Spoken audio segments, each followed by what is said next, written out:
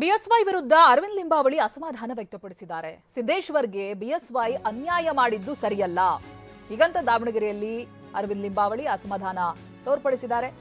BS Yediyurappa ಆಗ BJP ಬಿಟ್ಟು ಹೋಗಿದ್ರು,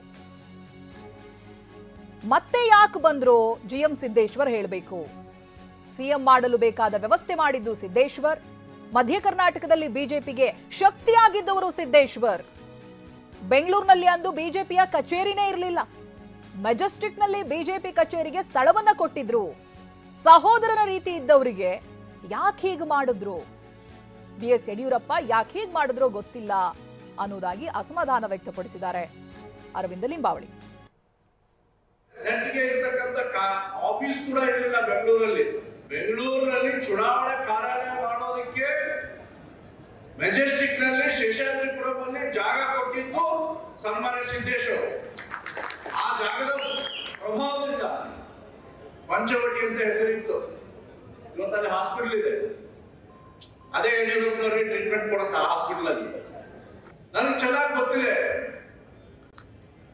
ಯಡಿಯೂರಪ್ಪನವ್ರು ನಮ್ಮ ಪಕ್ಷ ಬಿಟ್ಟು ಹೊರಟಂತವ್ರು ಹೋಗಿದ್ರು, ಮತ್ತೆ ಯಾಕೆ ಬಂದ್ರು ಗೊತ್ತಿಲ್ಲಪ್ಪ. ಯಾಕೆ ಬಂದ್ರ ಸಿದ್ದೇಶ್ವರ ಹೇಳಬೇಕು. ಕಾಂಗ್ರೆಸ್ನಿಂದ ಮನೆ ಬಾಗಿಲ ಪಡೆದಿದ್ರು, ಶಿವಶಂಕರ್ ಅವರು ನಿಮ್ಮನೆ ಬಾಗಿಲ ಪಡೆದಿದ್ರು. ನಿಮ್ದಲ್ಲ ಅಂದ್ರೆ ಅವ್ರ ನಾಯಕರು, ನಿಮ್ದಂದ್ರೆ ನೀವು ನಿಮ್ದು ವೈಯಕ್ತಿಕ ಅಂತ ತಗೋತೀರಿ. ಯಡಿಯೂರಪ್ಪ ನೀವು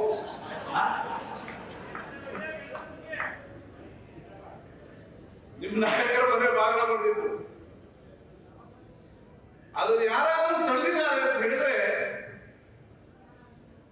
ಮತ್ತು ತಡೆಯೋದಷ್ಟೇ ಅಲ್ಲ, ನಿಮ್ಮನ್ನು ಈ ರಾಜ್ಯದ ಮುಖ್ಯಮಂತ್ರಿ ಮಾಡೋ ಜವಾಬ್ದಾರಿ ನಾನು ತಗೊಳ್ತೇನೆ, ಅದೆಷ್ಟೇ ಖರ್ಚು ಬರಲಿ ನಾನು ಮಾಡ್ತೇನೆ ಅಂತ ಪಣ ಕೊಟ್ಟಿರ್ತಕ್ಕಂಥವ್ರು ಸಿದ್ದೇಶ್ವರ.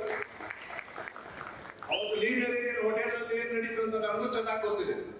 ಯಡಿಯೂರಪ್ಪನವ್ರು ಮುಖ್ಯಮಂತ್ರಿ ಆಗ್ಬೇಕನ್ನೋದು ಕಾರಣ ಅಂತ ಹೇಳಿದ್ರೆ ಅನೇಕರಿದ್ದಾರೆ. ಅದರಲ್ಲಿ ಮುಂದಾಳತ್ವ ತಗೊಂಡ್ಕೊಂಡಿರ್ತಕ್ಕಂಥವ್ರು ಸಿದ್ದೇಶ್ವರ್.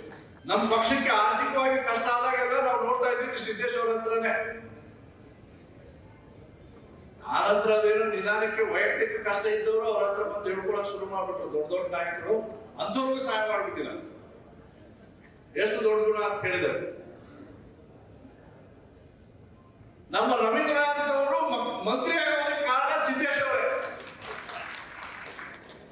ಅವರ ಕೃಪೆಯಿಂದ ಮಂತ್ರಿ ಆದಂತ ರವೀಂದ್ರನಾಥ್ ಅವರು ಹುಟ್ಟುಹಬ್ಬಕ್ಕೆ ಯಡಿಯೂರಪ್ಪನವ್ರು ಬರಕ್ಕಾಗತ್ತೆ. ಸಿದ್ದೇಶ್ವರ ಜೊತೆಗೆ ಅಣ್ಣ ತಮ್ಮ ಇದ್ದಂತ ಸಿದ್ದೇಶ್ವರ ಜನ್ಮದಿನಕ್ಕೆ ಅವ್ರಿಗೆ ಬರಕ್ಕಾಗಲ್ಲ ಅಂದ್ರೆ ಇದು ಅಕ್ಷಮ್ಯ ಅಪರಾಧ.